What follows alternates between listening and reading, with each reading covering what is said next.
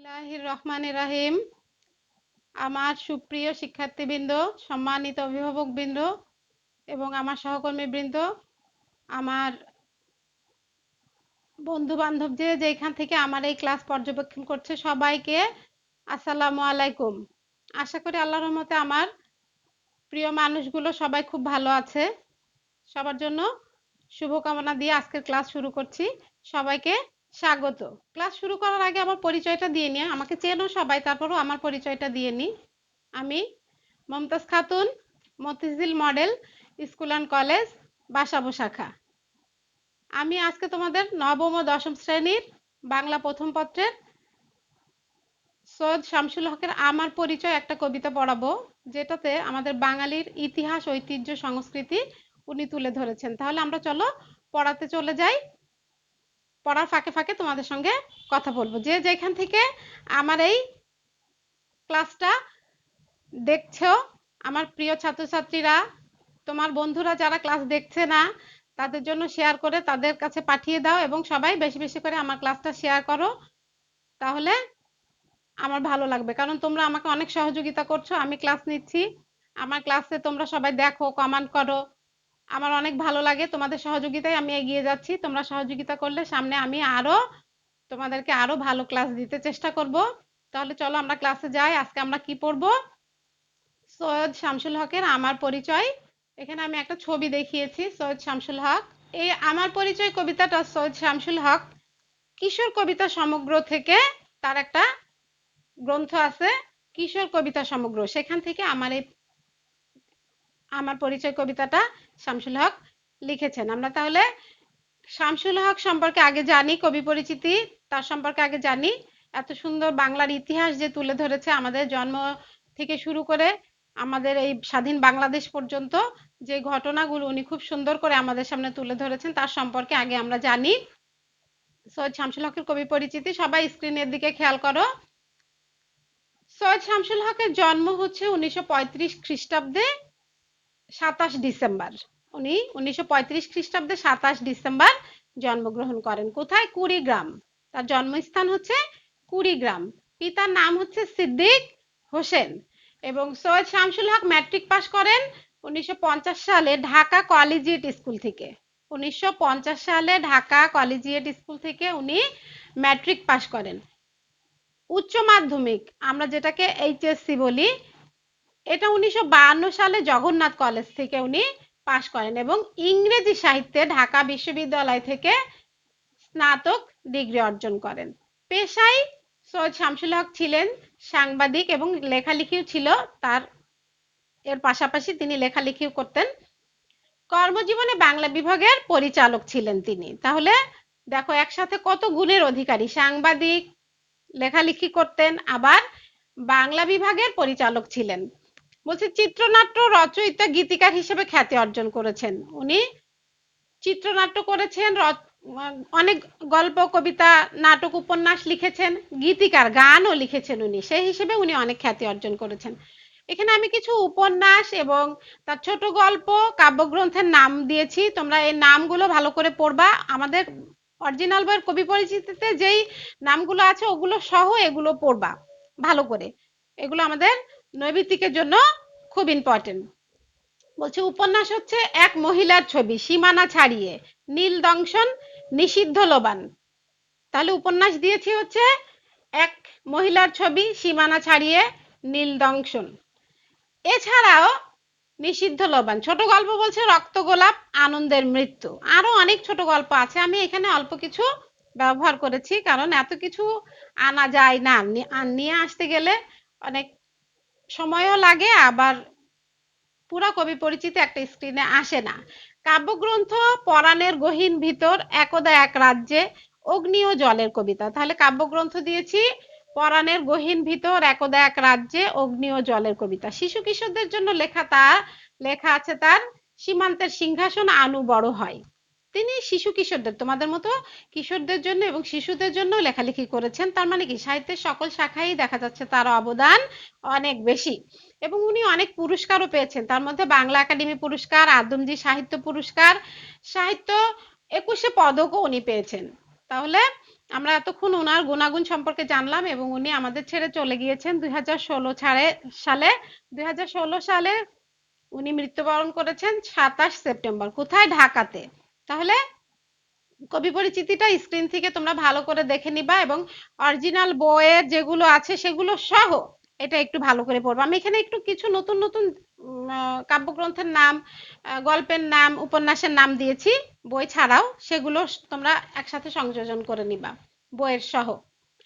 তাহলে যেহেতু আমরা আমার পরিচয়টা পড়বো, আমার পরিচয় কবিতাটা পড়ার আগে আমাদের শিখন ফলটা শিখতে হবে। শিখন ফলটা যদি আমরা শিখে ফেলি তাহলে কি হবে? শিখন ফলটা শিখে ফেললে আমাদের কবিতার মোটামুটি ঘটনা কিন্তু আমাদের জানা হয়ে যাবে এবং পরীক্ষায় প্রশ্ন আসলে আমরা বুঝে ফেলবো যে কোন অংশ থেকে প্রশ্ন এসেছে। বলছে যে বাঙালি জাতিসত্তা প্রতিষ্ঠায় সমৃদ্ধ ইতিহাস সম্পর্কে ধারণা লাভ করবে। কি শিখবে? এই আমার পরিচয় কবিতাটা পড়ে শিক্ষার্থীরা কি শিখবে? বাঙালি জাতিসত্তা প্রতিষ্ঠায় সমৃদ্ধ ইতিহাস সম্পর্কে জানতে পারবে। এই যে বাঙালি জাতিসত্তা যে সৃষ্টি হয়েছে সেটার কি ইতিহাস। এরপর বলছে বাঙালির আত্মমর্যাদা বোধ ও স্বাধীন সার্বভৌম রাষ্ট্র প্রতিষ্ঠায় তাদের আত্মত্যাগ সম্পর্কে জানতে পারবে। বাঙালি কিভাবে স্বাধীন সার্বভৌম রাষ্ট্র প্রতিষ্ঠা করেছে, তাদের আত্মমর্যাদা কেমন সেটা সম্পর্কে জানতে পারবে। এরপরে বলছে বাঙালির সমৃদ্ধ সাংস্কৃতিক ঐতিহ্য সম্পর্কে জানতে পারবে। আমি তোমাদের কিন্তু পড়ানোর শুরুতেই বলে দিয়েছি যে আমাদের সমগ্র ভারতবর্ষ বাংলা, যে এই বাংলার ইতিহাস, ঐতিহ্য, সংস্কৃতি কি ছিল, আমাদের শুরু কোথা থেকে হয়েছে এবং শেষ কোথায় করেছি আমরা, সেটাই উনি এই কবিতার মধ্যে খুব সুন্দর করে তুলে ধরেছেন। এরপরে বলছে চর্যাপদ প্রতিফলিত বাঙালি জাতিসত্তার অসাম্প্রদায়িক চেতনা সম্পর্কে জানতে পারবে। তার মানে কি আমরা চর্যাপদ সম্পর্কেও জানতে পারবো এই কবিতাটা পাঠ করে। এরপর বলছে যুগে যুগে বাঙালির রাজনৈতিক আন্দোলন ও বিদ্রোহ সম্পর্কে জানতে পারবে। সেই সমগ্র ভারতবর্ষের ব্রিটিশরা শাসন শুরু করেছে যখন থেকে, তার আগের শাসন থেকে আমাদের যে কাহিনীগুলো ছিল, আন্দোলনগুলো ছিল, বিদ্রোহগুলো ছিল, সেগুলো সম্পর্কে আমাদের ছেলে মেয়েরা জানতে পারবে। এরপর বলছে মধ্যযুগের সাহিত্যে বাঙালির চেতনার মনসামঙ্গল কাব্যের চরিত্র চাঁদ সওদাগর। মনসামঙ্গল কাব্য হিন্দু ধর্মের একটা কাহিনী। ওই কাব্যের চাঁদ সওদাগর একটা চরিত্র যে সাহসী চেতনা সম্পন্ন একজন মানুষ ছিল, তার সম্পর্কে জানতে পারবে। এবং বলছে যে বিভিন্ন সময় দেশের ধর্মীয় সাংস্কৃতিক আন্দোলনের মূল উদ্দেশ্য সাফল্য সম্পর্কে জানতে পারবে। ধর্মীয় যে সাংস্কৃতিক আন্দোলনগুলো হয়েছে সেগুলোতে কিভাবে সফলতা অর্জন করেছে সেটা সম্পর্কে জানতে পারবে। এরপরে বলছে যে লোক কাহিনী আছে আমাদের, আমরা পল্লী সাহিত্য প্রবন্ধে পড়েছি ময়মনসিংহ গীতিকা। এই ময়মনসিংহ গীতিকার দুইটা পালার কথা এখানে তুলে ধরা হয়েছে, সেটা সম্পর্কে আমাদের ছেলে মেয়েরা জানতে পারবে। এবং পরাধীনতার অত্যাচারের নাগপাশ থেকে মুক্তির জন্য বাঙালি যে আন্দোলন করেছে এবং কিভাবে বিজয় অর্জন করেছে, তার মানে কি আমরা স্বাধীন বাংলাদেশ কিভাবে পেয়েছি সেটা সম্পর্কে আমরা জানতে পারবো। তাহলে শিখন ফলটা তোমরা সবাই ভালো করে শিখবে। শিখন ফলটা খুব জরুরি আমাদের জন্য। শিখন ফল না শিখলে হবে না, কারণ শিখন ফল থেকে আমরা প্রয়োগ, উচ্চতর চিন্তন, দক্ষতার প্রশ্নগুলো বুঝে ফেলি যে কি টাইপের প্রশ্ন আমাদের হতে পারে, উদ্দীপকটা কি টাইপের হবে। এই কাহিনীগুলোর উপর ভিত্তি করেই কিন্তু উদ্দীপক হবে। এই জন্য তোমরা যদি শিখন ফলটা একটু মনোযোগ দাও তাহলে তোমাদের নিজেদের পরীক্ষার জন্য খুব উপকৃত হবা তোমরা। তাহলে আমরা এর পরের অংশে যাই। এই আমার পরিচয় কবিতাটা পাঠ বিশ্লেষণের আগে চলো আমরা একটু কবিতাটার আবৃত্তি শুনে নিই, এরপরে আমরা পাঠ বিশ্লেষণে আসব। আমার পরিচয় সৈয়দ শামসুল হক। আমি জন্মেছি বাংলায়, আমি বাংলায় কথা বলি, আমি বাংলার আলপথ দিয়ে হাজার বছর চলি, চলি পলি মাটি কোমলে আমার চলার চিহ্ন ফেলে, 1300 নদী শুধায় আমাকে কোথা থেকে তুমি এলে।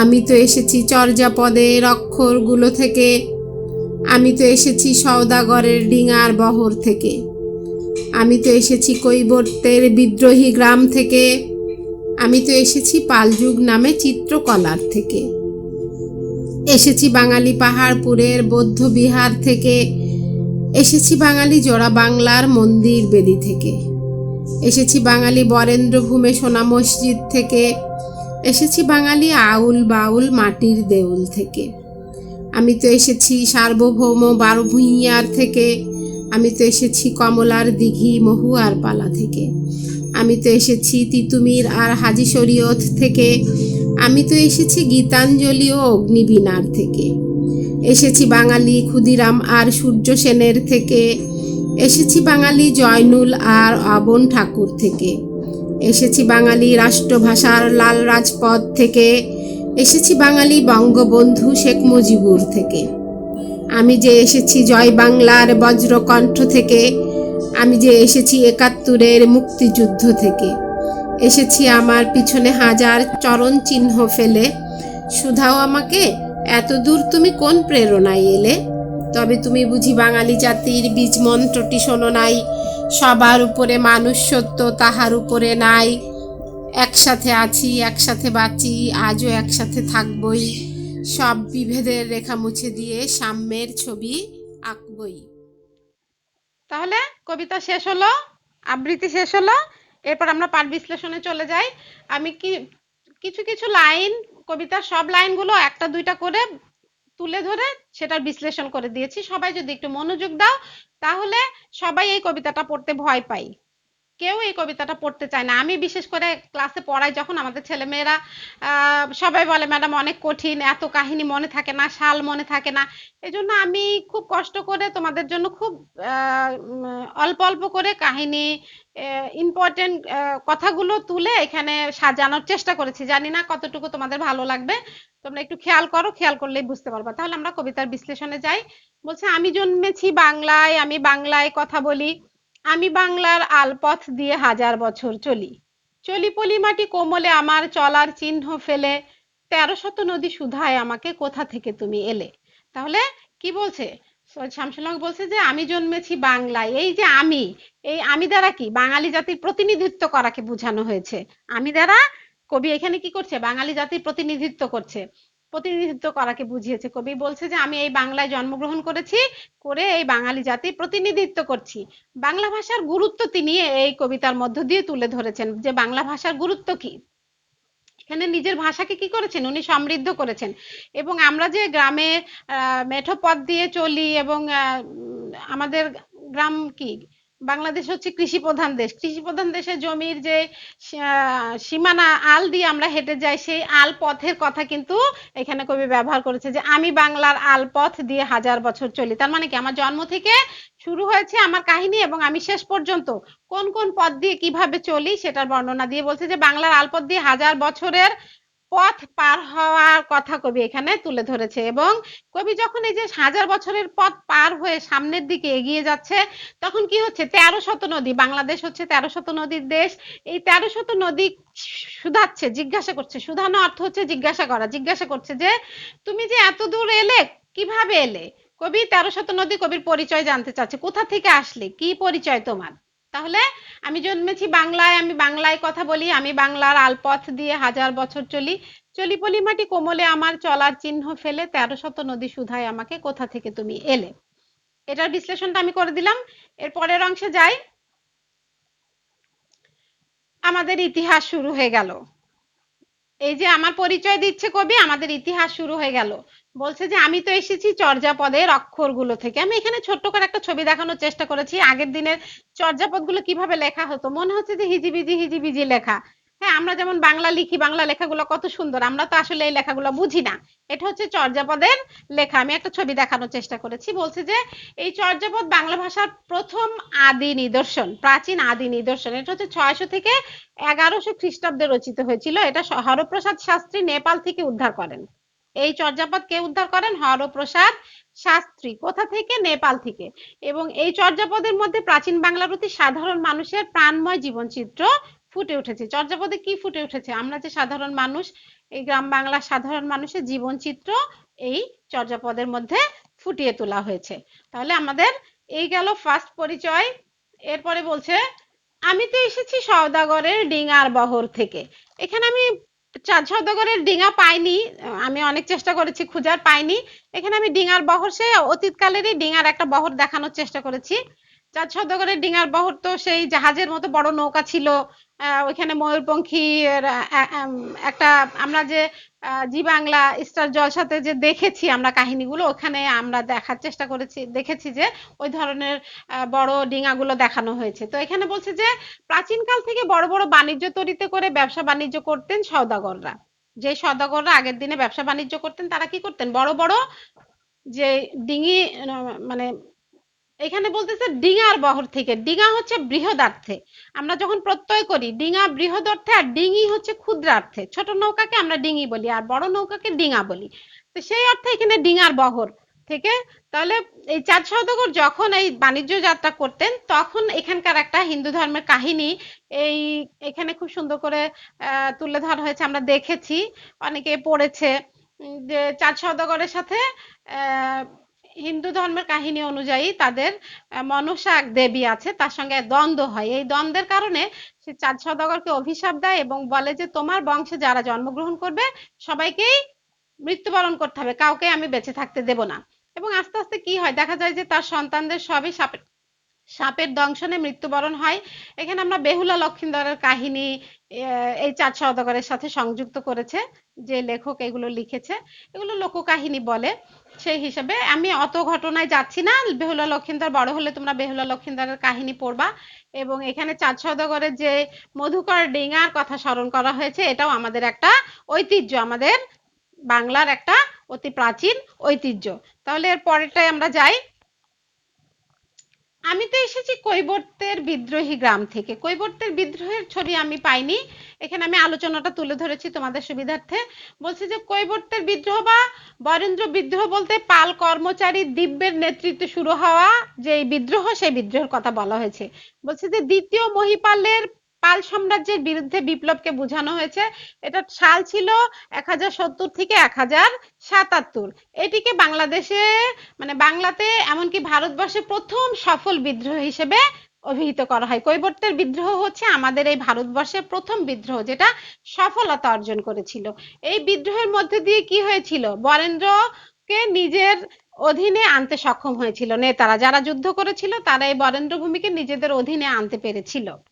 এ বলছে 1082 খ্রিস্টাব্দে পাল রাজা রামপাল সামন্ত রাজাদের সহযোগিতায় পরবর্তী কৈবর্ত নেতা ভীমকে হারিয়ে পিতৃভূমি বরেন্দ্রকে নিজেদের দখলে আনতে সক্ষম হন।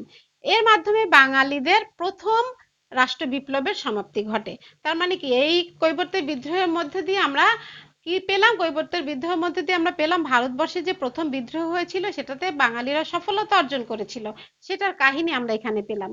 তারপরে আমরা এর পরের অংশে যাই। কবিতাটা অনেক বড়, দুইবার করে বলতে গেলে অনেক সময় লেগে যাবে। এরপরে বলছি যে আমি তো এসেছি পাল যুগ নামে চিত্রকলার থেকে। এখানে আমি পাল যুগের একটা চিত্রকলার ছবি দেখিয়েছি তোমাদের জন্য। বলছে যে পাল যুগের গৌরব এখানে তুলে ধরা হয়েছে। পাল যুগ প্রাচীন বাংলার ইতিহাসের এক গৌরবময় অধ্যায়। প্রাচীন বাংলার যে ইতিহাস আছে সেই ইতিহাসে পাল যুগ হচ্ছে একটা গৌরবময় অধ্যায়। পাল বংশ প্রায় 400 বছর বাংলায় শাসন করেছিল। কত বছর? 400 বছর তারা বাংলায় শাসন করেছিল। একই রাজবংশের এত দীর্ঘকালের এতদিন শাসন অন্য কোনো শাসন আমলে দেখা যায়নি, এটা ইতিহাসে বিরল। বলছে এই দীর্ঘ শাসনে বাংলার কৃতিত্ব অবশ্যই পাল যুগের গৌরব। তখন বিস্তৃত সাম্রাজ্যের সুষ্ঠু শাসন ব্যবস্থা, প্রজাবৎসল শাসন নীতি বিভিন্ন শিল্পকলার ক্ষেত্রে অভূতপূর্ব উৎকর্ষ সাধন করেছিল। কেন তারা 400 বছর রাজত্ব করতে পেরেছিল? তারা প্রজাদের ভালোবাসতো, তাদের শাসন নীতি সুন্দর ছিল, তারা তাদের যে সুষ্ঠু শাসন ব্যবস্থা ছিল এটা সবার জন্য উপকারী ছিল, এই জন্য তারা 400 বছর রাজত্ব করতে পেরেছিল। বলছে যে এই পাল যুগের সাহিত্য জ্ঞান চর্চা এসবই পাল যুগের কৃতিত্ব। শুধু কি তারা এগুলো করতো, তাদের সাহিত্য জ্ঞান চর্চায়ও কৃতিত্ব ছিল। তাহলে এই কারণে বলছে যে বাংলার ইতিহাসের এক গৌরবময় অধ্যায় হচ্ছে এই পাল যুগ। তারপরে এর পরের লাইনে যাই আমরা। এর পরের লাইনে দেখো, বলছে যে এসেছি বাঙালি পাহাড়পুরের বৌদ্ধ বিহার থেকে। অনেকেই এখানে ঘুরে এসেছো আমি জানি, যারা ভ্রমণ করতে পছন্দ করো তারা অনেকেই এখান থেকে ঘুরে এসেছো। বলছে যে বর্তমান নওগাঁ জেলার বদলগাছি থানার পাহাড়পুর গ্রামে এই প্রাচীন বিহার অবস্থিত। 1879 সালে স্যার কানিংহাম এই বিশাল কীর্তি আবিষ্কার করেন।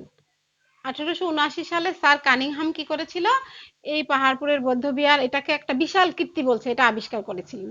দ্বিতীয় পাল রাজা শ্রী ধর্মপাল দেবে বিহার তৈরি করেছিলেন। এই এই বিহার কে তৈরি করেছিল? পাল রাজা শ্রী ধর্মপাল। ধর্মপাল দেব এই বিহার তৈরি করেছিলেন। একে সোমপুর বিহারও বলা হয়। অনেকে এই পাহাড়পুরের বৌদ্ধ বিহারকে সোমপুর বিহারও বলে। পরীক্ষায় কিন্তু এই দুই ধরনের প্রশ্নে ঘুরিয়ে আসতে পারে, এই জন্য তোমরা খেয়াল করবা।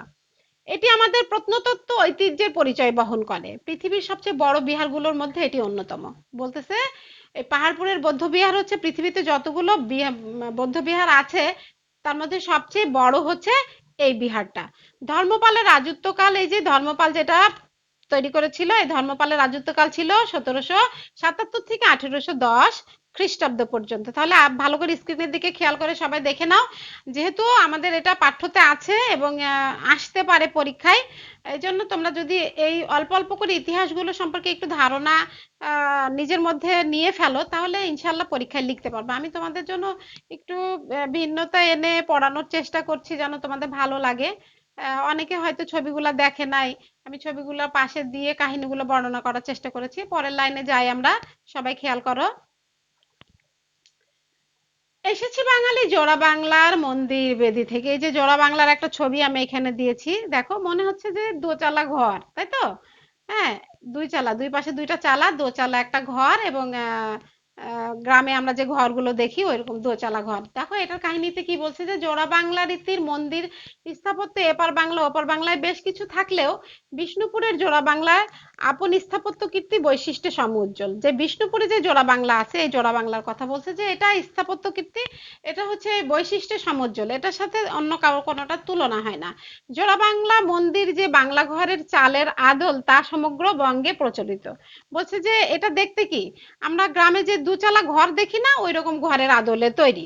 বলছে দুখানি দুচালা বাংলার কুটির ঘর পাশাপাশি জুড়ে দিলে যা হয়, পাশাপাশি দুটো ঘর যদি আমরা জুড়ে দিই যে অবস্থায়, সেই অবস্থার চিত্রটা এখানে তুলে ধরা হয়েছে। তাই জোড়া বাংলা। কেন জোড়া বাংলা বলা হচ্ছে? এই যে দুটো ঘর পাশাপাশি জুড়ে দিচ্ছে, এই জন্য জোড়া বাংলা। বাংলার মন্দির নির্মাণের অপূর্ব নিদর্শন এই জোড়া বাংলার মন্দির। 1961 বঙ্গাব্দে মল্লরাজ রঘুনাথ সিংহ দ্বারা এটা প্রতিষ্ঠিত হয়। এটা কিন্তু সালটা কিন্তু সবাই মনোযোগ দিয়ে দেখো, যেন এটা ভুল না হয়। 1961 সালে 61 বঙ্গাব্দে মল্লরাজ রঘুনাথ সিংহ দ্বারা এটা কি হয়, প্রতিষ্ঠিত হয়। তাহলে মন্দির বেদি দেখলাম আমরা। মন্দির বেদির পরে আমাদের কি কাহিনী আছে, আমরা কাহিনীতে চলে যাই। বলছে এসেছি বাঙালি বরেন্দ্র ভূমে সোনা মসজিদ থেকে। এই সোনা মসজিদ, এটা হচ্ছে ছোট সোনা মসজিদ। দুইটা সোনা মসজিদ আছে, একটা বড় সোনা মসজিদ আর একটা ছোট সোনা মসজিদ। ভারতের গৌড়ে একটা অবস্থিত, সেটা বড় সোনা মসজিদ। আর এটা হচ্ছে রাজশাহী চাঁপাই নবাবগঞ্জে অবস্থিত, এটা হচ্ছে ছোট সোনা মসজিদ। এখানে আমি ছবিটা দেখানোর চেষ্টা করেছি, সবাই একটু খেয়াল করো। বলছে প্রাচীন বাংলার রাজধানী গৌড়নগরীর উপকণ্ঠে পিরোজপুর গ্রামে এই স্থাপনাটা নির্মিত হয়েছিল। এই পিরোজপুর গ্রাম বর্তমানে রাজশাহী বিভাগের চাঁপাইনবাবগঞ্জ জেলার মধ্যে এটা পড়েছে। এটা শিবগঞ্জ থানার অধীনে পড়েছে। সুলতান আলাউদ্দিন শাহের শাসন আমলে এই মসজিদটা, সোনা মসজিদটা সুলতান আলাউদ্দিন শাহের শাসন আমলে ওয়ালি মোহাম্মদ নামে এক ব্যক্তি এই মসজিদ নির্মাণ করেছিলেন। ওয়ালি মোহাম্মদ, এটা হচ্ছে 1493 থেকে 1519 খ্রিস্টাব্দে। মসজিদের মাঝের দরজার উপর প্রাপ্ত এক শিলালিপি থেকে আমরা এই তথ্য জানতে পেরেছি। মসজিদের মাঝখানে একটা দরজা আছে, সেই দরজার মধ্যে একটা শিলালিপি আছে, শিলালিপিতে লেখা আছে যে কে এটা নির্মাণ করেছিল।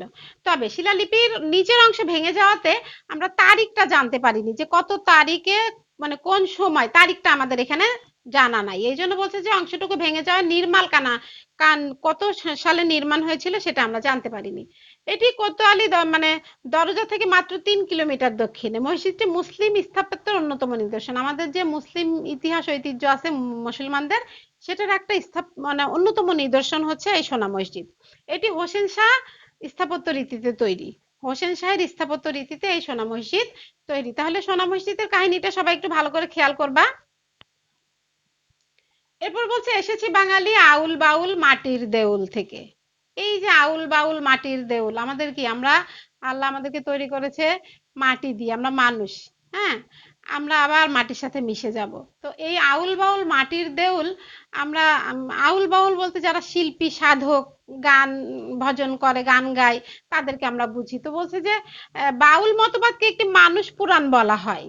আমরা যারা ইসলাম ধর্মের মতাদর্শী ধর্ম পালন করি, তারা কিন্তু এই গান বাজনা এগুলোকে মানতে চায় না বা নিষেধ করে, বলে যে আমাদের ধর্ম অনুযায়ী যে এগুলো করা ঠিক না, গান করা যাবে না। কিন্তু এখানে কবি বুঝিয়েছে যে কবির কথা অনুযায়ী যে দেহের আধারে যে চেতনা বিরাজ করছে সেই আত্মা। আমার দেহের মধ্যে যে চেতনা আছে, সেই চেতনাটা হচ্ছে আমার আত্মা। এই আত্মার খোঁজ বা সন্ধানই হচ্ছে বাউল মতবাদের প্রধান লক্ষ্য। বাউল মতবাদ কি করেছে, তাদের প্রধান লক্ষ্য কি ছিল? এই আত্মাকে তারা খুঁজে বেরিয়েছে। ধর্মীয় দৃষ্টিকোণ থেকে দেখলে একে পৃথক দর্শন বোঝায়। ধর্মীয় দৃষ্টিকোণ থেকে নিষেধ, এটা পৃথক দর্শন, মানে যে এটার সাথে আমাদের ধর্মের কোনো মিল নেই, কিন্তু আসলে এ কোনো পৃথক মতাদর্শ নয়। যেমন আমাদের মানব ধর্ম, আমরা লালন শাহের মানব ধর্ম যখন পড়ি, লালন শাহকে তো আমরা বলি যে উনি ধর্মে বিশ্বাসী ছিল না, ধর্মকর্ম করতো না। উনি বলতো যে মানব ধর্মই আসল ধর্ম, মনুষ্যত্বই হচ্ছে আসল ধর্ম। তো আমরা ওই বিশ্লেষণে যাব না। এগুলো যখন আমরা পড়ি আসলে আমাদের একটু মাথাটা কেমন যেন ঘোলা হয়ে যায়, যে কি বলে, কোনটা ধরবো, কোনটা মানবো, কোনটা করব। তারপর আমরা আল্লাহকে বিশ্বাস করি, আল্লাহ আমাদের যে কাজগুলো দিয়েছে সেগুলো আমরা সবাই পালন করব। এটাই হচ্ছে আমাদের মনে নিয়ে সামনের দিকে এগিয়ে যেতে হবে, ইমানকে আমাদের শক্ত রাখতে হবে। এরপরে বলছে দেখো, আউল বাউল মাটির দেউল কাহিনী আমরা জানলাম। এরপরে বলছে আমি তো এসেছি সার্বভৌম বারো ভূঁইয়ার থেকে। এই যে সার্বভৌম বারো ভূঁইয়ার কাহিনী, এই বারো ভূঁইয়া কি একটা ঐক্যের নাম। বারো ভূঁইয়াকে একটা ঐক্য বলা হয়েছে। কেন ঐক্য বলা হয়েছে? এই ঐক্য জনগণের কোনো ঐক্য নয়, এই ঐক্য কিন্তু জনগণের ঐক্য না। আমরা যেমন সরকার গঠন করি, জনগণ সব সম্মিলিতভাবে সরকার গঠন করি, এটা জনগণের ঐক্য, কিন্তু এই ঐক্য সরাসরি সামন্ত রাজাদের মধ্যকার ঐক্যর কথা বলছে। সামন্ত রাজারাই তো বারো ভূঁইয়া। হ্যাঁ, এই সামন্ত রাজাদের মধ্যে যে মিল ছিল, ঐক্য ছিল, সমতা ছিল, সেটার কথা এখানে তুলে ধরছে। বলছে এই ঐক্যই বাংলায় মোগল সাম্রাজ্যের কম্পন থামিয়ে দিয়েছিল। এই ঐক্যের কারণেই মোগল সাম্রাজ্যের যে কাঁপন ছিল সেটা বন্ধ হয়ে গিয়েছিল। এটি মোগল আমলের একটি বিরল ঘটনা। এরকম দৃঢ় ঐক্য নিয়ে মোগল সাম্রাজ্যের বিরুদ্ধে সুদীর্ঘ সময় টিকে থাকার ঘটনা কেবলমাত্র বাংলায় ঘটেছিল। এই বারো ভূঁইয়াদের মধ্যে তারাই দেখিয়ে গিয়েছিল। এটা বলতেছে মোগল আমলে এমন আর কোথাও দেখা যায় না। এই যে মোগল আমলের যে এই কাহিনীটা, এই যে ঐক্য, এই ঐক্যটা আর অন্য কোথাও দেখা যায় না। 1576 খ্রিস্টাব্দ থেকে 1611 খ্রিস্টাব্দ পর্যন্ত টানা 35 বছর বারো ভূঁইয়ারা এককভাবে এই অঞ্চল শাসন করেছিল। কেন ঐক্যের কথা বলছে দেখো, 35 বছর তারা 12 জন, বারো ভূঁইয়া মানে কি 12 জন রাজা তারা শাসন করেছিল, এই জন্য বারো ভূঁইয়া বলছে। তাহলে এটা ভালো করে সবাই খেয়াল করো এবং সালগুলো ঠিক মতো পড়বা, সালগুলো যেন না ভুল হয়। এরপরে বলছে আমি তো এসেছি কমলার দিঘি মহুয়ার পালা থেকে। এখানে ময়মনসিংহ গীতিকার দুইটা পালার কথা বলা হয়েছে, লোককাহিনী। একটা হচ্ছে কমলার দিঘি আর একটা হচ্ছে মহুয়ার পালা। এই কমলার দিঘির কাহিনীটাও খুব সুন্দর। আমরা ছোটবেলায় বিটিভিতে পালা গান হতো, পালা গানে আমরা কমলার দিঘি শুনেছি। এখন আসলে এগুলো হয় না, এই জন্য আমাদের বাচ্চারা জানেও না কাহিনীগুলো। আবার বইতে লাইন দেওয়া থাকে কিন্তু কোনো বিশ্লেষণ করা থাকে না। এই জন্য আমি এখানে একটু চেষ্টা করেছি অল্প কথা দিয়ে বিশ্লেষণ করার, যেন পরীক্ষায় এই সম্পর্কে কিছু আসলে তোমরা মোটামুটি একটু কাহিনীটা বুঝে লিখতে পারো। বলছে যে 15 শতকের শেষ দিকে সুংসং সুংসং দুর্গাপুরের রাজা জানকীনাথ বিয়ে করেন কমলা দেবী নামে এক সুন্দরী মহিলাকে। এই যে কমলা রানী বলছে জানকীনাথ নামে একজন জমিদার ছিলেন, তিনি কমলাকে বিয়ে করেন। কমলা খুব সুন্দরী ছিল, খুব সুন্দরী ছিল। বিয়ে করার পরে কি হলো, এই রানীর গর্ভে এক পুত্র সন্তান জন্ম নিল, তার নাম রাখা হলো রঘুনাথ। এবং রাজা জানকীনাথ প্রজাদের মঙ্গলার্থে পানির অভাব নিবারণের জন্য একটি পুকুর খনন করলেন। ওই সময় ওই জানকীনাথ খুব প্রজাদরদি জমিদার ছিল, প্রজাদের জন্য সে খুব ভালো ভালো কাজ করেছে। এবং এই কমলা দেবী খুব ধর্মভীরু ছিল, সে খুব ধর্মকর্ম করত। এবং দেখা গেল কি, তার সন্তান জন্মগ্রহণের পরে যে পুকুর খনন করা হলো, ওই পুকুরে পানি উঠছে না। পানি না ওঠার কারণে জানকীনাথকে স্বপ্ন দেখালো যে যদি কমলা দেবী পুকুরের মাঝখানে এসে পুজো করে তাহলেই এই পুকুর দিয়ে পানি আসবে, এছাড়া পানি আসবে না। যখন কমলা ওই পুকুরে পুজো দিতে নেমে গেল সবার কথা চিন্তা করে, তখন কি হলো, আস্তে আস্তে পুকুরটা ভরপুর হতে লাগলো এবং কমলা ওই পানির মধ্যে ভেসে গেল, তাকে কোনোভাবে ওই পানি থেকে আর তোলা গেল না। এদিকে দেখো কমলার ছিল শিশু সন্তান, সে কিভাবে বেঁচে থাকবে, তার কিভাবে মানে খাওয়া দাওয়া হবে, তার দুধ খাওয়াবে কে, এইসব চিন্তায় জানকীনাথ খুব দুশ্চিন্তায় পড়ে গেল। এবং সে কি করলো, আহ ছেলেকে নিয়ে দুশ্চিন্তা করতে করতে একদিন রাতে ঘুমের ঘরে স্বপ্ন দেখলো, যে তাকে স্বপ্ন দেখানো হলো যে রাতের অন্ধকারে যদি তুমি তোমার শিশু সন্তানকে ওই পুকুর পাড়ে রেখে আসো, তাহলে কমলা এসে দুধ খাইয়ে দিয়ে যাবে, কিন্তু তুমি কমলাকে ছুতে পারবা না। এরকম জমিদার নিয়ে যায়, শিশু বাচ্চাকে দুধ খাওয়ায়। এরকম একদিন, 2 দিন, 3 দিন, 5 দিন যেতে যেতে রাজামশাই নিজেকে আর কন্ট্রোল করতে না পেরে কি করে, একদিন কমলাকে ছুঁয়ে ফেলে। ছুঁয়ে ফেলার পরে কমলা কি হয়, রাজার হাত ছাড়িয়ে দিয়ে, জমিদারের হাত ছাড়িয়ে দিয়ে সে ওই পুকুরের মধ্যে বিলীন হয়ে যায়। আমি এইটারই ছবি এইখানে দেখিয়েছি। এটা নদীগর্ভে বিলীন হয়ে গিয়েছে, কিছু অংশ আছে। ময়মনসিংহ গীতিকা ওই দিককারই একটা অঞ্চলের এটা কাহিনী, লোককাহিনী। সত্য মিথ্যাতে আমরা যাব না, আমরা ময়মনসিংহ গীতিকায় এই কাহিনী পেয়েছি, তোমাদের জন্য আমি একটু আলোচনা করে দিলাম। এরপরে বলছে মহুয়ার পালা। মহুয়ার পালাতে বলছে যে এটা হচ্ছে একটা পল্লী নাটিকা, এটা নিয়ে সিনেমাও আছে, নাটকও আছে। বলছে যে হুমরা আর মাইনকা নামে দুইটা বেদে সম্প্রদায় আছে। তারা দুই ভাই। তারা কি করে, বেদেরা কি, তারা তো যাযাবর, তাদের তো নিজেদের থাকার কোনো জায়গা থাকে না। এই গ্রাম থেকে ওই গ্রাম এক এক জায়গায় যায়, যে তারা এই নিজেদের অস্থায়ী জীবন যাপন করে। ঘুরতে ঘুরতে একদিন কাঞ্চনপুর নামে তারা একটা গ্রামে যায়, এবং সেখানে যে 6 মাসের একটা ফুটফুটে শিশুকন্যাকে চুরি করে তারা নিয়ে চলে যায়, এবং তাদের কাছেই বড় হতে থাকে ওই শিশুকন্যা। ওই শিশুকন্যাই আসলে এই গল্পের নায়িকা, বা এই নাটকের নায়িকা, বা যে যাই বলো তোমরা, সিনেমার নায়িকা মহুয়া। তোমরা বড় হয়ে এই মহুয়ার পালা পড়বা, অনেক সুন্দর একটা কাহিনী, এটা লোককাহিনী, পড়লে ভালো লাগবে তোমাদের। সিনেমাও আছে, তোমরা ইচ্ছা করলে এটা সিনেমাও ইউটিউবে সার্চ দিয়ে দেখতে পারো, ভালো লাগবে। এগুলো লোককাহিনী তো, এগুলো দেখতে ভালো লাগে। তাহলে আমি এর বেশি বিশ্লেষণে যাব না। কমলার দিঘি মহুয়ার পালা আমাদের হচ্ছে লোক কাহিনী, ঠিক আছে। এর পরের অংশে যাই আমরা। আমি তো এসেছি তিতুমির আর হাজী শরীয়ত থেকে। তোমরা 5 থেকে তিতুমির হাজী শরীয়তুল্লাহ সম্পর্কে পড়ে এসেছো, মোটামুটি এদের সম্পর্কে ধারণা আছে, জানো। কিন্তু তারপরেও আমি এখানে একটু আলোচনা করে দিয়েছি, অল্প কিছু আলোচনা করেছি, বেশি না, অল্প কিছু। বলছে যে সৈয়দ মীর নিসার আলী, তিতুমিরের নাম কি, সৈয়দ মীর নিসার আলী। তিতুমির ছিলেন একজন ব্রিটিশ বিরোধী বিপ্লবী নেতা। তিনি ওহাবি আন্দোলনের সাথে যুক্ত ছিলেন, এবং জমিদার ও ব্রিটিশদের বিরুদ্ধে সংগ্রাম করেছিলেন। তিনি একটা বাঁশের কেল্লা তৈরি করেছিলেন। তোমরা সবাই বাঁশের কেল্লার কাহিনী জানো। আমি এখানে একটু ছবি দেখানোর চেষ্টা করেছি। সেই বাঁশের কেল্লা তো দেখানো সম্ভব না, গুগল থেকে ছবি নিয়ে ছবি দেখানোর চেষ্টা করেছি। সে এই বাঁশের কেল্লা নিয়ে ব্রিটিশদের সাথে যুদ্ধে অংশগ্রহণ করেছিল, এবং ওইখানেই তার মৃত্যু হয়েছিল। যুদ্ধরত অবস্থায় এই বাঁশের কেল্লাতেই তার মৃত্যু হয়েছিল। এটা হচ্ছে তিতুমির, ঠিক আছে। নিচের ছবিটা হচ্ছে হাজী শরীয়তুল্লাহ। হাজী শরীয়তুল্লাহ হচ্ছে বাংলার এক বিখ্যাত সমাজ সংস্কারক, সংগঠক এবং মানবাধিকার কর্মী। ইসলাম ধর্মের নামে বাংলা সমাজে প্রচলিত নানা কর্মকাণ্ড তিনি আমাদেরকে উপহার দিয়ে গিয়েছেন, এবং অনেক সংস্কার উনি করে গিয়েছেন 19 শতকের শুরুতে। ঐতিহাসিক ফরায়েজি আন্দোলনের ডাক দিয়েছিলেন কে, এই হাজী শরীয়তুল্লাহ। তোমরা ফরায়েজি আন্দোলন অনেকেই পড়েছো, যারা বাবি পড়ো, সায়েন্সের স্টুডেন্ট, বা এইটাও ফরায়েজি আন্দোলন আছে। একই সঙ্গে ইংরেজ নীলকরদের কর্তৃত্ব নিপীড়নের শিকার বাংলার কৃষকদের মুক্তি অধিকার প্রতিষ্ঠান আন্দোলনেও তিনি কাজ করে গিয়েছেন। তার মানে কি, তিনি কি শুধু সমাজের প্রচলিত নানা কর্মকাণ্ড সংস্কার করেছেন, সেটা করেননি। তার সাথে সাথে তিনি ইংরেজদের সাথে, নীলকরদের সাথে বিভিন্ন আন্দোলনে যুক্ত হয়ে এদেশের কৃষকদের মুক্তি আর অধিকার আন্দোলনের জন্য, অধিকার প্রতিষ্ঠার জন্য উনি আন্দোলন করে গিয়েছেন। এই জন্য বলছে যে একজন বিখ্যাত সমাজ সংস্কারক, সংগঠক ও মানবাধিকার কর্মী কে, হাজী শরীয়তুল্লাহ, ঠিক আছে। তাহলে আমরা এর পরের অংশে যাই। বলছে আমি তো এসেছি গীতাঞ্জলি ও অগ্নিবীণার থেকে। এই নাম দুটো তোমরা খুব শুনে থাকবে। গীতাঞ্জলি রবীন্দ্রনাথ ঠাকুরের লেখা কাব্যগ্রন্থ, বিখ্যাত, এবং অগ্নিবীণা হচ্ছে কাজী নজরুল, আমাদের জাতীয় কবি কাজী নজরুল ইসলামের লেখা কাব্যগ্রন্থ। বলছে যে গীতাঞ্জলি রবীন্দ্রনাথ ঠাকুরের লেখা একটি কাব্যগ্রন্থ। এটি হচ্ছে 157টি গীতি কবিতা এর মধ্যে আছে। এই গীতাঞ্জলিতে 157টি গীতি কবিতা আছে, ঠিক আছে। এখানে 1908 থেকে 1909 সালে বিভিন্ন পত্রপত্রিকায় আগে কবিতাগুলো প্রকাশ পেয়েছে।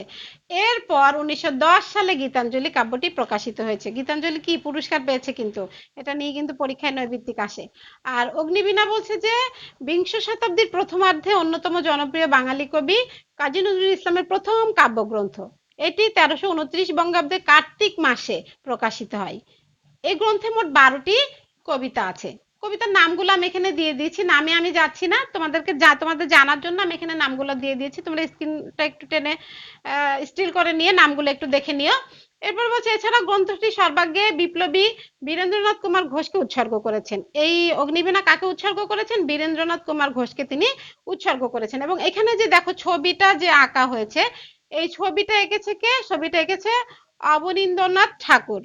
রবীন্দ্রনাথ ঠাকুরেরই বংশধর, জোড়াসাঁকোর ঠাকুর পরিবারে জন্মগ্রহণ করেছেন, চিত্রশিল্পী ছিলেন উনি। ওনার সম্পর্কে এই কবিতায় আলোচনা আছে। এরপরে বলছে এসেছি বাঙালি ক্ষুদিরাম আর সূর্য সেনের থেকে। তোমরা ক্ষুদিরাম সম্পর্কে, সূর্য সেন সম্পর্কে খুব ভালো করে জানো। আমাদের এইটে 21-এর গান কবিতা আছে, 21-এর গান কবিতায় কিন্তু আমরা ক্ষুদিরাম সূর্য সেন সম্পর্কে টিকা পড়ে ফেলেছি, এদের সম্পর্কে কাহিনী জানি। তারপরেও কবিতার সুবিধার্থে আমি এখানে একটু ঘটনা আলোচনা করে দিয়েছি। বলছে যে 3 ডিসেম্বর 1889, 11 আগস্ট 1908 একজন ভারতীয় বাঙালি বিপ্লবী, যিনি ভারতে ব্রিটিশ শাসনের বিরোধিতা করেছিলেন। ব্রিটিশদের সাথে তিনি কি করেছিলেন? বিরোধিতা করেছিলেন, যুদ্ধ করেছিলেন। তাকে দায়িত্ব দেওয়া হয়েছিল ম্যাজিস্ট্রেট কিং ফোর্সকে হত্যা করার জন্য, কিং ফোর্ডকে হত্যা করার জন্য। কিন্তু কিং ফোর্ড যে গাড়িতে যাচ্ছিল, তাদের কাছে যে ঘটনাটা মানে সূত্রটা দেওয়া ছিল যে ওই গাড়িতে যাবে, সে গাড়ি চেঞ্জ করে অন্য গাড়িতে যাচ্ছিল। এটা তো আর ক্ষুদিরাম বুঝতে পারিনি। ক্ষুদিরাম ওইখানে বোমা ফেলে। ওই গাড়িতে 2জন মহিলা থাকে। এই 2জন মহিলা ওই মিসেস কেনেডি আর তার কন্যা। এই কেনেডি আর তার কন্যা কি হয়, ওই বোমাতে নিহত হয়। নিহত হওয়ার পরে কি হয়, ক্ষুদিরামের ফাঁসির আদেশ হয়। যারা নেতাজি সিরিয়াল দেখেছো, তারা কিন্তু এই ঘটনাটা পুরাই জানো। এরপরে বলছে সূর্য সেন। সূর্য সেন হচ্ছে জন্ম 22 মার্চ 1894, মৃত্যু হচ্ছে 12 জানুয়ারি 1934। সূর্য কুমার সেন, যিনি মাস্টারদা নামে সমধিক পরিচিত, তাকে উপাধি দেওয়া হয়েছিল মাস্টারদা। তার ডাকনাম ছিল কালু। এই সূর্য সেনের ডাকনাম কি ছিল? কালু। উনিও ব্রিটিশ বিরোধী আন্দোলনের সাথে যুক্ত ছিলেন এবং বড় অন্যতম নেতা ছিলেন। পূর্ববঙ্গে জন্ম নেয় ওই বাঙালি বিপ্লবী তৎকালীন ব্রিটিশ বিরোধী সশস্ত্র আন্দোলনে সক্রিয়ভাবে অংশ নেন এবং নিজ জীবন বলিদান করেন। নিজ জীবন কি করেন? বলিদান করেন। এই ব্রিটিশদের সঙ্গে যুদ্ধ করতে করতে তারও ফাঁসি হয়েছিল। ঠিক আছে? তারপরে আমরা এখানে জানলাম ক্ষুদিরাম সূর্য সেন সম্পর্কে। এরপরে দেখো, এসেছি বাঙালি জয়নুল আর অবন ঠাকুর থেকে। জয়নুল শিল্পাচার্য জয়নুল আবেদিন, যেটা সম্পর্কে তোমরা অনেক কিছু জানো। উনি অনেক সুন্দর সুন্দর ছবি আমাদের উপহার দিয়ে গিয়েছেন, বিখ্যাত বিখ্যাত ছবি। এবং এখানে অবন ঠাকুর সম্পর্কে আলোচনা করা হয়েছে। অবন ঠাকুর কি জোড়াসাঁকোর ঠাকুর পরিবারে জন্মগ্রহণ করেছে। বলছে যে জয়নুল আবেদিন সম্পর্কে আগে আমরা জানি। 29 ডিসেম্বর 1914, 28 মে 1976 বিংশ শতাব্দীর একজন বিখ্যাত বাঙালি চিত্রশিল্পী। পূর্ববঙ্গে তথা বাংলাদেশে চিত্রশিল্প বিষয়ক শিক্ষার প্রসারে আমৃত্যু প্রচেষ্টায় তিনি শিল্পাচার্য যে উপাধি সেটা পেয়েছিলেন। তার বিখ্যাত শিল্পকর্মের মধ্যে দুর্ভিক্ষের যে চিত্রমালা, দুর্ভিক্ষের চিত্রমালা তোমরা জাতীয় জাদুঘরে গেলে তার দুর্ভিক্ষের চিত্রমালাগুলো দেখতে পারবা। এরপর বলছে তার সংগ্রাম নিয়ে অনেক চিত্র আছে, সাঁওতাল রমণী নিয়ে চিত্র আছে, ঝড় নিয়ে চিত্র আছে, কাক নিয়ে চিত্র আছে, বিদ্রোহী বিদ্রোহী নিয়ে চিত্র আছে। এবং 1970 খ্রিস্টাব্দে একটা নববর্ষ যে উৎসব হয়, উৎসব নিয়ে গ্রাম বাংলার যে নবান্ন উৎসবগুলো হয়, ওই উৎসব নিয়ে উনি একটা 65 ফুট দীর্ঘ ছবি এঁকেছিলেন, যেটার নাম হচ্ছে নবান্ন। খুব বিখ্যাত একটা ছবি। তাহলে আমি এখানে মোটামুটি জয়নুল আবেদিন সম্পর্কে কিছু আলোচনা দিয়েছি। এরপর বলছে অবনীন্দ্রনাথ ঠাকুর 7 আগস্ট 1871 সালে জন্মগ্রহণ করেন। তিনি প্রিন্স দ্বারকানাথ ঠাকুরের প্রপৌত্র এবং মহর্ষি দেবেন্দ্রনাথ ঠাকুরের তৃতীয় ভ্রাতা। হ্যাঁ, গিরীন্দ্রনাথ ঠাকুরের প্রপৌত্র এবং গুণেন্দ্রনাথ ঠাকুরের কনিষ্ঠ পুত্র। তার দাদা, তার দাদা, ভাই এদের পরিচয় দিয়েছে। ওর দাদা কে ছিল? গগেন্দ্রনাথ ঠাকুর। এটা হচ্ছে জোড়াসাঁকোর ঠাকুর পরিবারে জন্মগ্রহণ করেছে, রবীন্দ্রনাথ ঠাকুরদেরই বংশধর একজন। উনি চিত্রশিল্পী ছিলেন এবং খুব ভালো ভালো উনি ছবি এঁকেছেন এবং শিশু সাহিত্যিক ছিলেন। শিশুদের নিয়ে ওনার অনেক লেখালেখি আছে। তাহলে দেখো, এখানে আমরা যে গুণী মানুষগুলোকে দেখাচ্ছি, তাদের কিন্তু একটা দুইটা গুণ না, এক একজনের এতগুলো গুণ, যেগুলো আমরা বলে বা এখানে দেখিয়ে শেষ করতে পারবো না। এখানে সৈয়দ শামসুল হক খুব সুন্দর করে এই কবিতার মধ্য দিয়ে আমাদের সেই প্রাচীন চর্যাপদ থেকে শুরু করে 1971-এর মুক্তিযুদ্ধের মধ্যে দিয়ে কিভাবে আমরা স্বাধীন বাংলাদেশ পেয়েছি সেটার আলোচনা এখানে কবি খুব সুন্দর করে তুলে ধরেছে। এখানে দেখো, আমরা 1952 ভাষা আন্দোলনে চলে আসলাম। বলছে এসেছি বাঙালি রাষ্ট্রভাষার লাল রাজপথ থেকে। এই যে রাষ্ট্রভাষা, 52 ভাষা আন্দোলন, তোমরা সবাই কিন্তু খুব ভালো করে জানো 52 ভাষা আন্দোলন সম্পর্কে। পাকিস্তানের প্রধানমন্ত্রী খাজা নাজিমুদ্দিন কি করেছিল? কি কি বলেছিল যে ঢাকার নিখিল পাকিস্তান মুসলিম লীগের অধিবেশনে তিনি ভাষণ দিয়েছিলেন যে উর্দুই হবে পাকিস্তানের একমাত্র রাষ্ট্রভাষা, কিন্তু বাঙালিরা কি করলো, এটা মেনে নিতে পারলো না। তারা এই আন্দোলনে ঝাঁপিয়ে পড়লো এবং শেষ পর্যন্ত জয়ী হয়ে আমাদের রাষ্ট্রভাষা বাংলা হলো। এই রাষ্ট্রভাষা বাংলা রাজপথের কাহিনী কবি এখানে তুলে ধরেছে। এরপরে বলছে, এসেছি বাঙালি বঙ্গবন্ধু শেখ মুজিবুর থেকে, আমি যে এসেছি জয় বাংলার বজ্রকণ্ঠ থেকে, আমি যে এসেছি একাত্তরের মুক্তিযুদ্ধ থেকে। এই যে বাংলাদেশ পেলাম আমরা, কার মাধ্যমে পেলাম, কিভাবে পেলাম, কে এর নায়ক, সেই কাহিনী কিন্তু সৈয়দ শামসুল হক খুব সুন্দর করে এই কবিতার লাইনে তুলে ধরেছে। বলছে যে বঙ্গবন্ধু শেখ মুজিবুর রহমান, তার কণ্ঠকে বজ্রের কণ্ঠের সাথে তুলনা করা হয়েছে। 7ই মার্চের ঐতিহাসিক যে ভাষণ দিয়েছিল, সেই ভাষণে কি বলেছিল, এবারের সংগ্রাম আমাদের মুক্তির সংগ্রাম, এবারের সংগ্রাম স্বাধীনতার সংগ্রাম। সেই থেকেই তো আমরা স্বাধীনতা পেয়েছি, তাই তো? সবাই মুক্তিযুদ্ধে ঝাঁপিয়ে পড়লো, 9 মাস যুদ্ধ করলো এবং তার নেতৃত্বে সবাই দেশে যুদ্ধে অংশগ্রহণ করে দেশকে স্বাধীন করলো। এই জন্য বলছে 1971 সালে সংগঠিত তৎকালীন পশ্চিম পাকিস্তানের বিরুদ্ধে পূর্ব পাকিস্তানের সশস্ত্র সংগ্রাম যার মাধ্যমে হয়েছিল, তিনি হচ্ছেন আমাদের নায়ক, আমাদের নেতা, আমাদের জনক বঙ্গবন্ধু শেখ মুজিবুর রহমান। তার কারণে আজকে আমরা এই স্বাধীন বাংলাদেশে বসবাস করতে পারছি। তাহলে যুদ্ধের সূচনা, স্বাধীনতা যুদ্ধের সূচনা, স্বাধীনতা যুদ্ধের যে প্রেক্ষাপট সবকিছুই ওনার নেতৃত্বে হয়েছিল, ওনার কারণেই আমরা পেয়েছি। তাহলে আমরা এই লাইন নিয়ে আলোচনা করি। দেখো, এসেছি আমার পিছনে হাজার চরণ চিহ্ন ফেলে, শুধাও আমাকে এত দূর তুমি কোন প্রেরণায় এলে। এই যে 13শত নদী, কবিকে তার পরিচয় জিজ্ঞাসা করলো, কবি কি দিয়ে শুরু করলো, চর্যাপদ দিয়ে শুরু করলো। এবং এখন বলছে এই যে 1000 বছর ধরে তুমি যে পথ পাড়ি দিয়ে এত দূর আসলে, কোন প্রেরণায় তুমি আসলে। বলছে যে বাংলার ইতিহাস, ঐতিহ্য, সংগ্রামী চেতনার পথ ধরে কবির আত্মপরিচয় ফুটে উঠেছে। বাংলার যে ইতিহাস, ঐতিহ্য, সংস্কৃতির যে সংগ্রামগুলো হয়েছে, এই সংগ্রামগুলোর চেতনার পথ ধরেই কবির কি হয়েছে, নিজের পরিচয়, আত্মপরিচয়, আত্মপরিচয় মানে নিজের পরিচয় ফুটে উঠেছে। কবির আত্মপরিচয় নির্দেশ করতে গিয়ে বাঙালির বহু পুরনো সাংস্কৃতিক ঐতিহ্য, সুদীর্ঘ সংগ্রামী ইতিহাসকে আমাদের সামনে কবি এখানে তুলে ধরেছেন। এই যে আমার পরিচয় কবিতায় যদি সৈয়দ শামসুল হক সেই সুদীর্ঘ চর্যাপদ থেকে এই পর্যন্ত যদি ইতিহাসগুলো তুলে না ধরতো, আমরা হয়তো অনেক ইতিহাস জানতামই না। এছাড়া এখানে যা তুলে ধরেছে তার চেয়ে আরো অনেক ইতিহাস আমাদের আছে। একটা কবিতায় তো পুরো ইতিহাস তোলা সম্ভব না, তারপরেও অনেক সুন্দর করে নিজের পরিচয়টা, আমাদের যে পরিচয়, বাঙালির যে পরিচয়, সেই পরিচয়টা কিন্তু উনি এখানে তুলে ধরেছেন। তাহলে আমরা এর পরের অংশে যাই। তবে তুমি বুঝি বাঙালি জাতির বীজ মন্ত্রটি শোনো নাই, সবার উপরে মানুষ সত্য, তাহার উপরে নাই। একসাথে আছি, একসাথে বাঁচি, আজও একসাথে থাকবই, সব বিভেদের রেখা মুছে দিয়ে সাম্যের ছবি আঁকবই। খুব সুন্দর 4টা লাইন। বলছে তবে তুমি বুঝি বাঙালি জাতির বীজ মন্ত্রটি শোনো নাই। বাঙালি জাতির একটা বীজ মন্ত্র আছে। কি বীজ মন্ত্র? হচ্ছে সবার উপরে মানুষ সত্য। এই সবার উপরে মানুষ সত্য, তাহার উপরে নাই, এই উক্তিটি কে করেছেন? চণ্ডীদাস। উনি কি? চণ্ডীদাস সবার উপরে মানুষ সত্য, তাহার উপরে নাই, মধ্যযুগীয় কবি। তার এই উক্তি আসলেই একদম মানে খুব তাৎপর্যপূর্ণ একটা উক্তি। মনুষ্যত্বই প্রধান ধর্ম, এটাই বাঙালি জাতির বীজমন্ত্র। এই চণ্ডীদাস কি বলেছেন? মনুষ্যত্বই হচ্ছে মানুষের আসল ধর্ম। আমরা দেখো মানব ধর্ম কবিতায় লালন সাহেরও কিন্তু একই কথা পেয়েছি। এরকম আরো অনেক কবি সাহিত্যিকদের আমরা এই ধরনের কথাগুলো পেয়েছি। আমাদের সৃষ্টিকর্তা আল্লাহ কি বলেছে যে মানুষকে ভালোবাসো, আমার তৈরি যেই জীব জগৎ আছে, সেই জীব জগৎকে তুমি ভালোবাসো, তাহলেই আমাকে ভালোবাসা হবে। তাহলে এখানে মানুষকে ভালোবাসতে বলেছে। মনুষ্যত্ব ধর্মই যদি না থাকে, তাহলে আমি মানুষ হব কিভাবে? আগে তো আমার মনুষ্যত্ব ধর্ম থাকতে হবে, মানুষ হতে হবে আগে আমাকে। এই জন্য বলছে বাঙালি জাতির বীজ মন্ত্র, সমতা প্রতিষ্ঠার জন্য বাঙালি জাতির সব পার্থক্য মুছে দিয়ে ঐক্যবদ্ধ হয়ে সমতার ছবি আঁকবে। বাঙালি কি করেছে? প্রত্যেকটা সংগ্রামে আমরা দেখেছি তারা যে কাজগুলো করেছে, সমতা ছিল, সমতার কারণেই কিন্তু বাঙালিরা আজকে এই পর্যায়ে আসতে পেরেছে। এটাই কবির প্রত্যাশা যে মানুষ হিসেবে মানুষের পরিচয় কবির কাছে মুখ্য নয়। আমি মানুষ, এটা আমার পরিচয়, আমি অমুক বংশের, এই ধরো এগুলো কবির কাছে কোনো মুখ্য না। কবির কাছে মুখ্য কি? মানবতাই হচ্ছে কবির কাছে মুখ্য। সবার ঊর্ধ্বে তিনি মানবতাকে স্থান দিয়েছেন।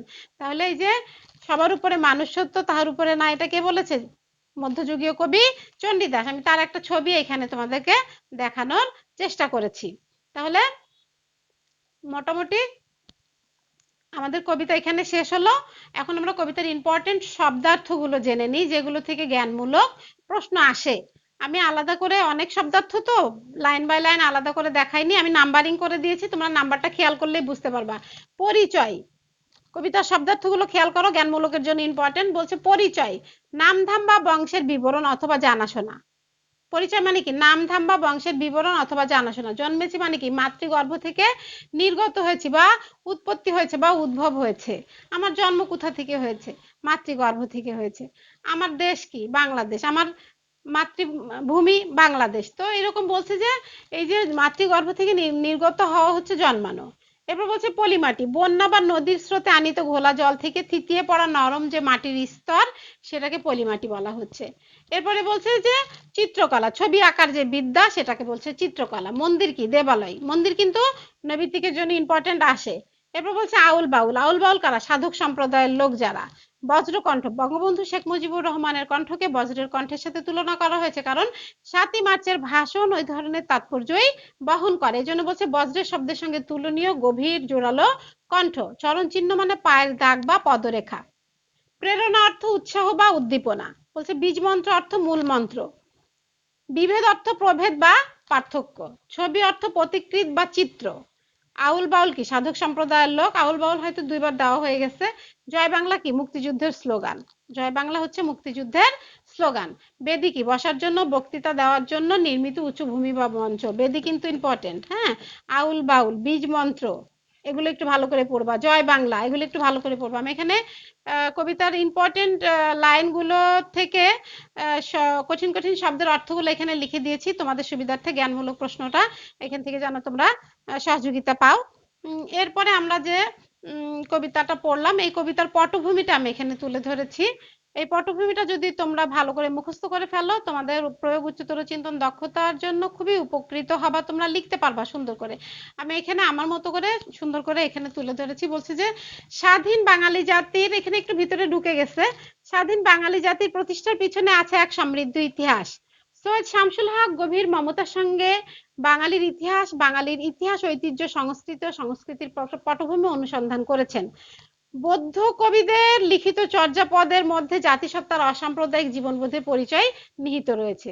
এই কবিতায় উল্লেখিত হয়েছে যে কাহিনীগুলো, সেই কাহিনীগুলো বলছে চাঁদ সওদাগরের বাণিজ্য যাত্রা, কৈবর্তের বিদ্রোহ, পাল যুগের চিত্রকলা আন্দোলন, বৌদ্ধ বিহারের জ্ঞান চর্চা, মুসলিম ধর্ম ও সংস্কৃতির বিকাশ, বারো ভূঁইয়াদের আন্দোলন, ময়মনসিংহ গীতিকার জীবন, তিতুমির হাজী শরীয়তুল্লাহর বিদ্রোহ, ব্রিটিশ বিরোধী আন্দোলন, ভাষা আন্দোলন, পরিশেষে 1971 সালের বঙ্গবন্ধুর স্বাধীন বাংলাদেশ।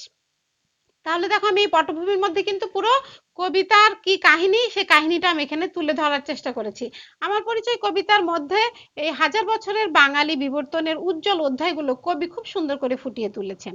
আমার পরিচয় কবিতায় মূলত ঐতিহ্যমণ্ডিত বাংলাদেশের অনবদ্য রূপটি আমরা দেখতে পাই। বাংলাদেশ যে একটা ঐতিহ্যমণ্ডিত দেশ, বাংলাদেশের যে ইতিহাস, ঐতিহ্য, সংস্কৃতি আছে, এবং বাংলার মানুষ কিভাবে বিদ্রোহ করে, আন্দোলন করে এই দেশকে এই পর্যন্ত নিয়ে আসতে পেরেছে, এটা আমরা এই সৈয়দ শামসুল হকের আমার পরিচয় কবিতার মধ্য দিয়ে জানতে পারলাম। তোমরা এই পটভূমিটা সবাই সুন্দর করে মুখস্থ করে ফেলবা।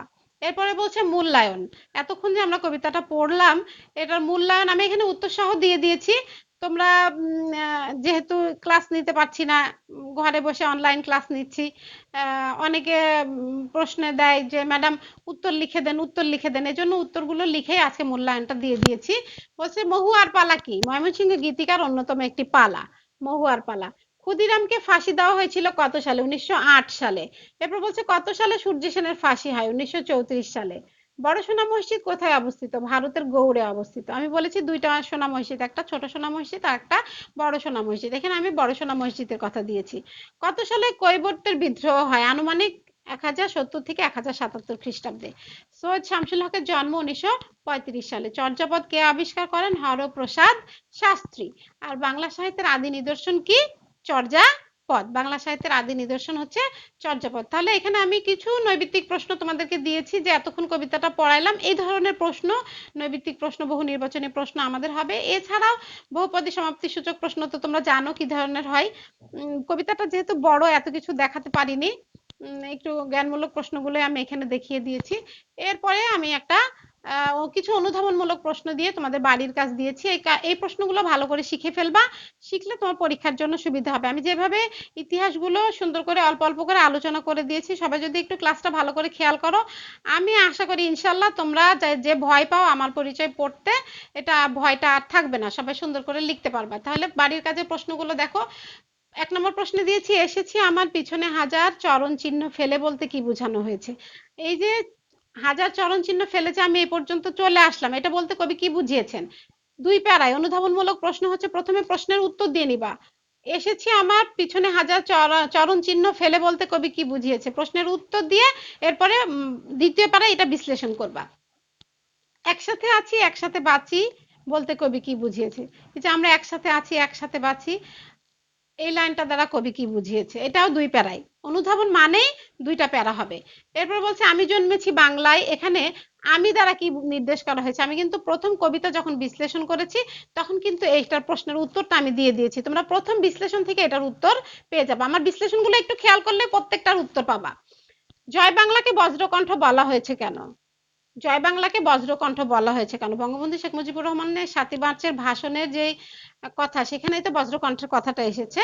তাহলে এটার বিশ্লেষণ করতে হবে। বলছে যে আমার পরিচয় কবিতায় কবি সব বিভেদের রেখা মুছে দিয়ে সাম্যের ছবি আঁকার যে মনোভাব প্রকাশ করেছেন সেটা আলোচনা করো। সাম্যের ছবি আঁকার যে মনোভাব কবির মধ্যে এসেছে সেটা তোমাদেরকে আলোচনা করে লিখতে হবে। তাহলে এই বাড়ির কাজগুলো সবাই সুন্দর করে করবা।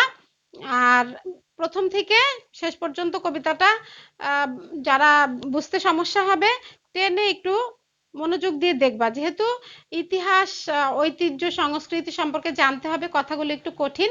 যদি তোমরা এগুলো মনোযোগ না দাও তাহলে কিন্তু মুখস্থ করতে পারবা না। সালগুলো কি তুমি বানিয়ে লিখতে পারবা, পারবা না।